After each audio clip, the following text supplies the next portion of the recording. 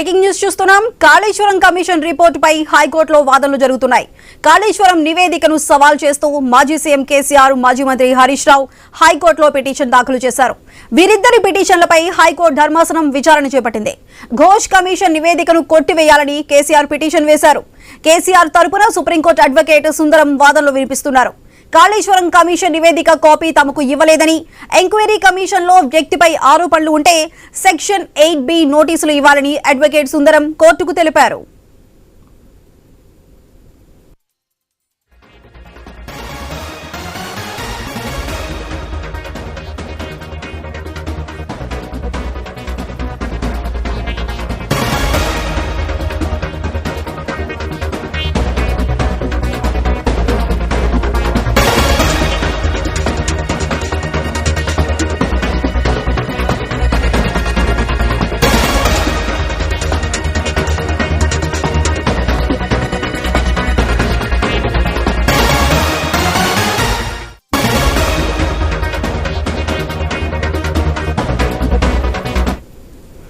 Kaleshwaram commission రిపోర్టుపై హైకోర్టులో వాదనలు జరుగుతున్నాయి. కాళేశ్వరం నివేదికను సవాల్ చేస్తూ మాజీ సీఎం కేసీఆర్, మాజీ మంత్రి హరీష్ రావు హైకోర్టులో పిటిషన్ దాఖలు చేశారు.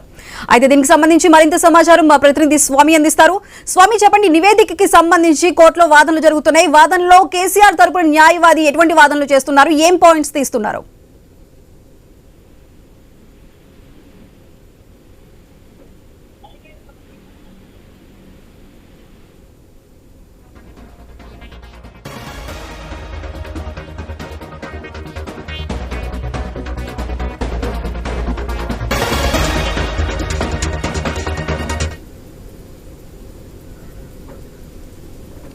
స్వామి, చెప్పండి, కాళేశ్వరం కమిషన్ నివేదికకి సంబంధించి హైకోర్టులో వాదనలు జరుగుతున్నాయి. వాదనలో కేసీఆర్ తరపున లాయర్ ఎటువంటి పాయింట్స్ తీస్తున్నారు, ఏ పాయింట్స్ అడుగుతున్నారు?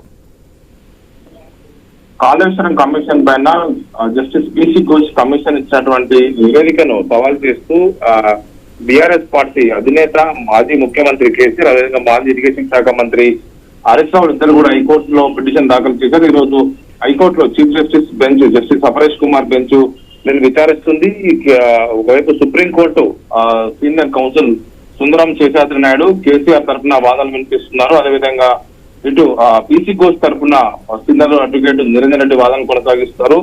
ఈ గత పిసి ఘోష్ కమిషన్ ఇచ్చిన నివేదికలో తమల్ని సాక్షులుగా పిలిచి ఆ తర్వాత తమల్ని భంగం చేసే విధంగా, తమ వ్యక్తిగత పరిస్థితికి భంగం కలిగే విధంగా నివేదిక ఇచ్చారని చెప్పేసి కూడా కేసీఆర్, హరీష్ రావు ఇద్దరు కూడా హైకోర్టులో పిటిషన్ దాఖలు చేశారు. మొదటి నుంచి కూడా 650 పేజీల నివేదిక, 60 పేజీల నివేదికను ప్రభుత్వం తనకు అనుకూలమైన అంశాలను మాత్రమే బయటకు చెప్పి తమల్ని బదనాం చేయడం కోసం ప్రయత్నం చేస్తున్నారు. మమ్మల్ని కేవలం సాక్షులుగా పిలిపించి ఇప్పుడు మమ్మల్ని ఒకవైపు నిందితులుగా, ఒకవైపు తమను మొత్తం పూర్తిగా తమల్నే బాధితులు అన్నట్టుగా కూడా ఆ కమిషన్ చిత్రీకరిస్తూ రిపోర్ట్ ఇచ్చింది అన్నది కూడా వీరి యొక్క వాదనల్ని వినిపిస్తున్నారు. మొత్తానికైతే ఇటు పిసి ఘోష్ తరఫున వైపు వాదనలు నిరంజన్ వినిపిస్తుంటే, ఇటు సీనియర్ కౌన్సిల్ సుందరం శేషాద్రి నాయుడు కేసీఆర్ తరఫున, హరీష్ రావు తరఫున వాదనలు అయితే వినిపిస్తున్నారు. మొత్తానికైతే ఈ రోజు అత్యంత కీలకమైనటువంటి ఈ పిటిషన్ తరఫున ఇప్పుడు హైకోర్టు విచారించి సీఎం తీర్పు ఇవ్వాలని చెప్పేసి కూడా అందరూ ఆసక్తి ఎదురు చూస్తున్నారు. మొత్తానికైతే మొదటి నుంచి కూడా కాళేశ్వరం కమిషన్ ని తప్పుపడుతున్నటువంటి కేసీఆర్, హరీష్ రావు దీనికి సంబంధించిన విషయంలో దాదాపుగా 1,00,000 కోట్లు ఖర్చు పెట్టినటువంటి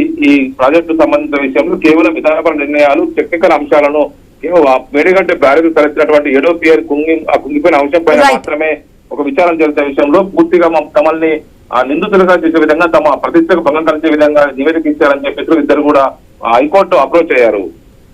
రైట్ స్వామి, థ్యాంక్ యూ.